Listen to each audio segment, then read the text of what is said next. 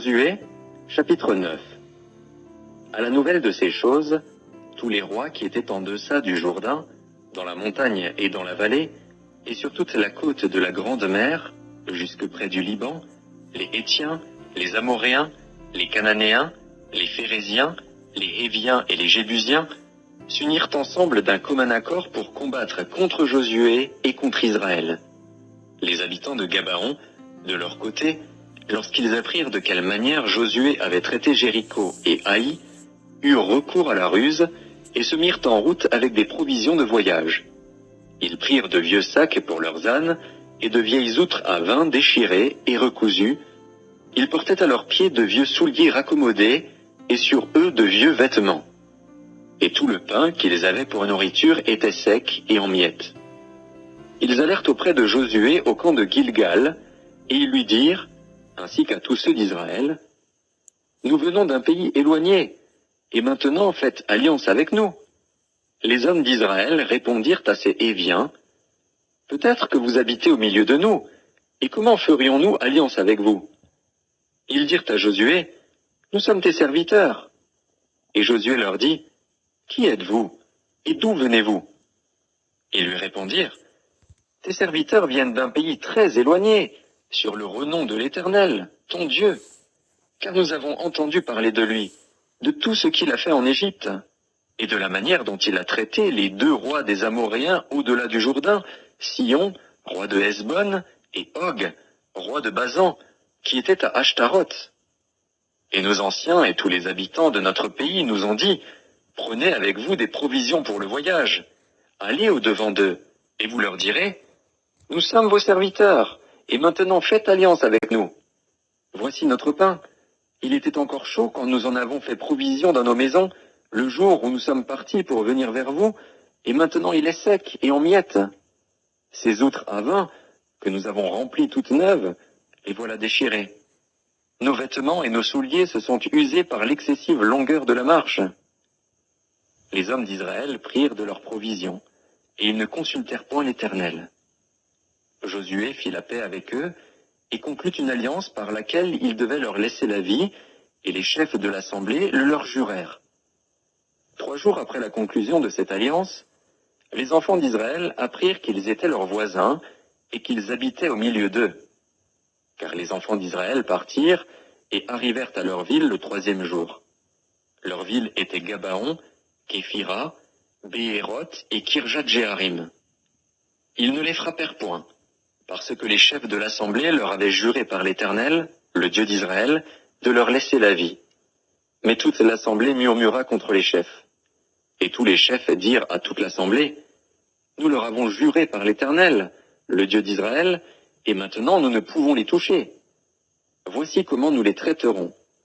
Nous leur laisserons la vie, afin de ne pas attirer sur nous la colère de l'Éternel, à cause du serment que nous leur avons fait. Ils vivront, leur dirent les chefs. Mais ils furent employés à couper le bois et à puiser l'eau pour toute l'assemblée, comme les chefs le leur avaient dit. Josué les fit appeler, et leur parla ainsi. « Pourquoi nous avez-vous trompés, en disant, « Nous sommes très éloignés de vous, tandis que vous habitez au milieu de nous » Maintenant vous êtes maudits, et vous ne cesserez point d'être dans la servitude, de couper le bois et de puiser l'eau pour la maison de mon Dieu.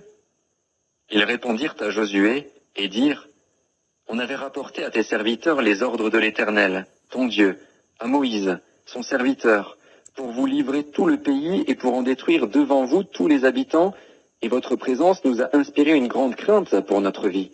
Voilà pourquoi nous avons agi de la sorte. Et maintenant nous voici entre tes mains.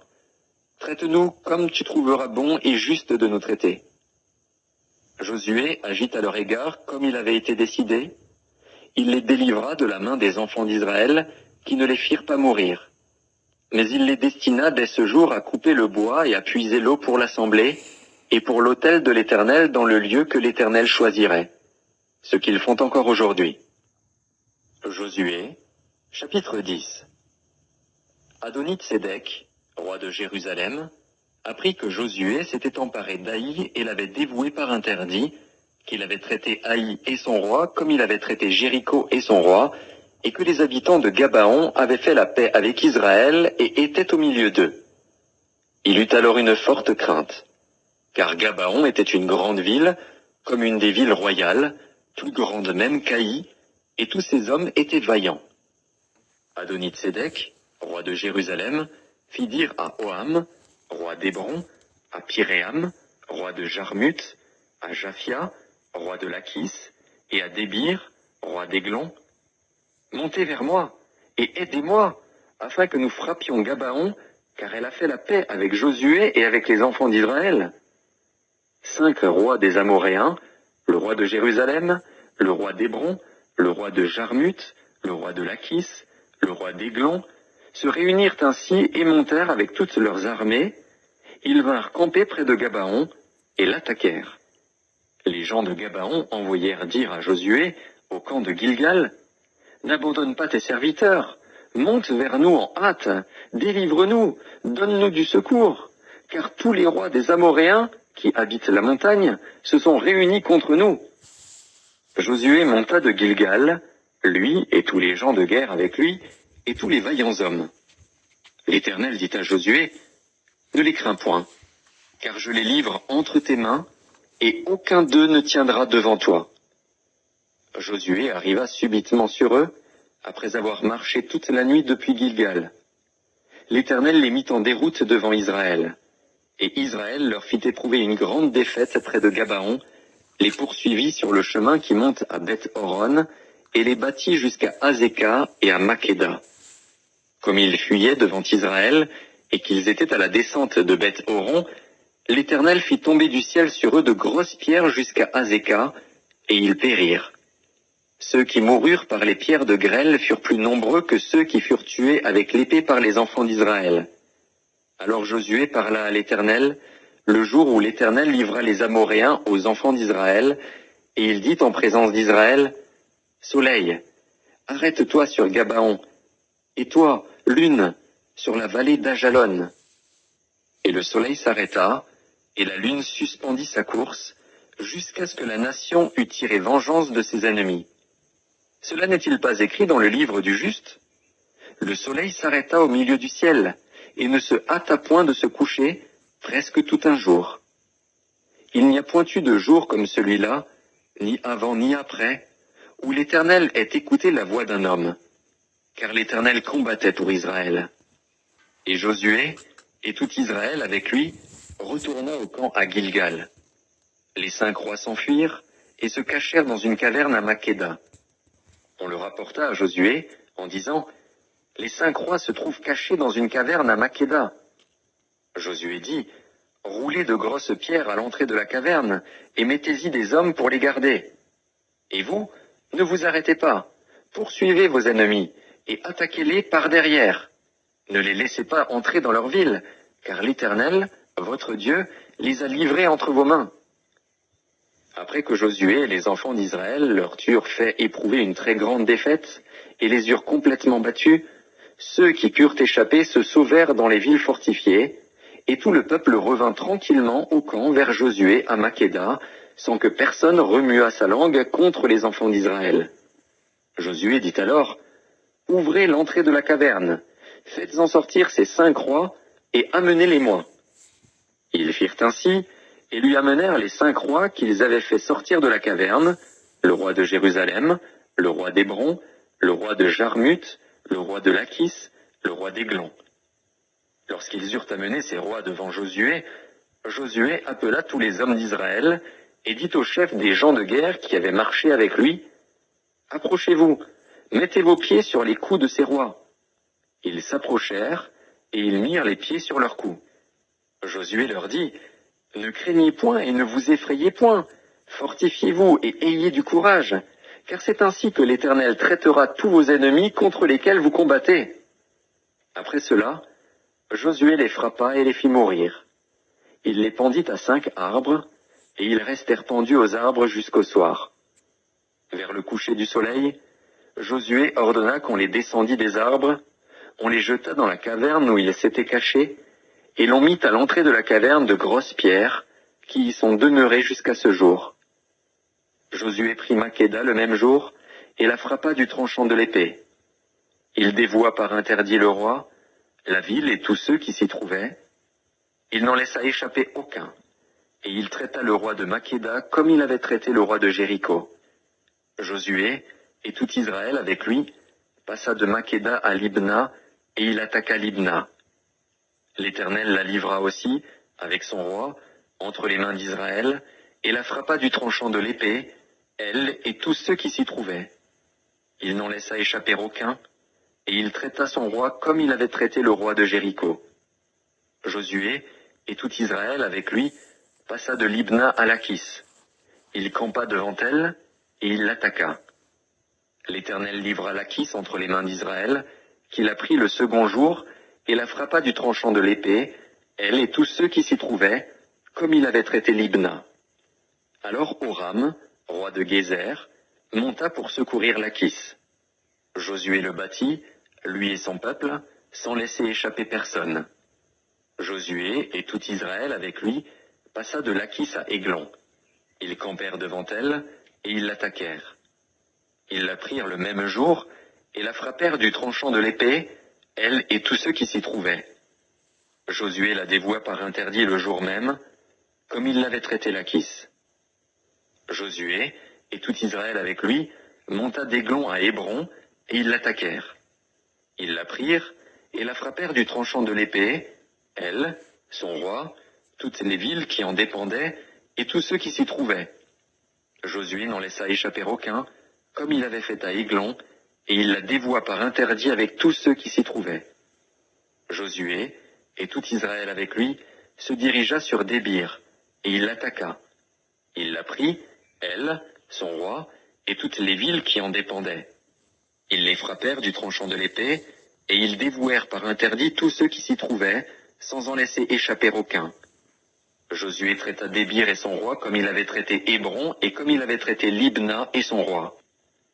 Josué bâtit tout le pays, la montagne, le Midi, la plaine et les coteaux, et il en bâtit tous les rois. Il ne laissa échapper personne, et il dévoua par interdit tous ceux qui respiraient, comme l'avait ordonné l'Éternel, le Dieu d'Israël. Josué les bâtit de Kadès-Barnéa à Gaza, il bâtit tout le pays de Gozen jusqu'à Gabaon. Josué prit en même temps tous ses rois et leurs pays, car l'Éternel, le Dieu d'Israël, combattait pour Israël. Et Josué, et tout Israël avec lui, retourna au camp à Gilgal. Josué, chapitre 11. Jabin, roi de Hatzor, ayant appris ces choses, envoya des messagers à Jobab, roi de Madon, au roi de Shimron, au roi d'Akshaph, au roi qui était au nord dans la montagne, dans la plaine au midi de Kinéret, dans la vallée, et sur les hauteurs de Dor à l'occident, aux Cananéens de l'Orient et de l'Occident, aux Amoréens, aux Hétiens, aux Phéréziens, aux Jébusiens dans la montagne, et aux Héviens au pied de l'Hermon dans le pays de Mitzpa. Formant un peuple innombrable comme le sable qui est sur le bord de la mer, et ayant des chevaux et des chars en très grande quantité. Tous ces rois fixèrent un lieu de réunion, et vinrent camper ensemble près des eaux de Mérom, pour combattre contre Israël.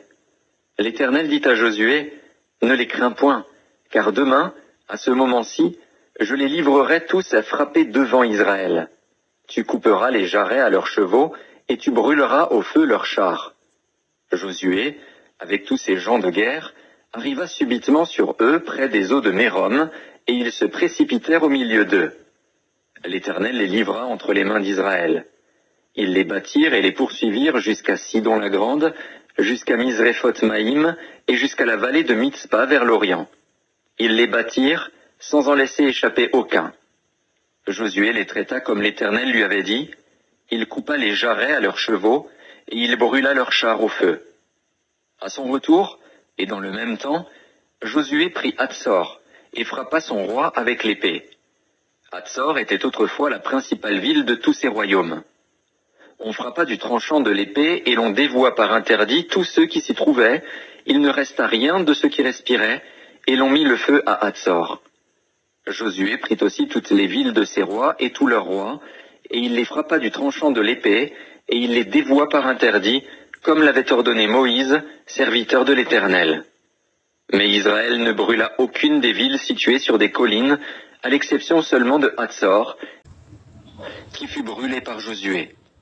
Les enfants d'Israël gardèrent pour eux tout le butin de ces villes et le bétail, mais ils frappèrent du tranchant de l'épée tous les hommes, jusqu'à ce qu'ils les eussent détruits, sans rien laisser de ce qui respirait.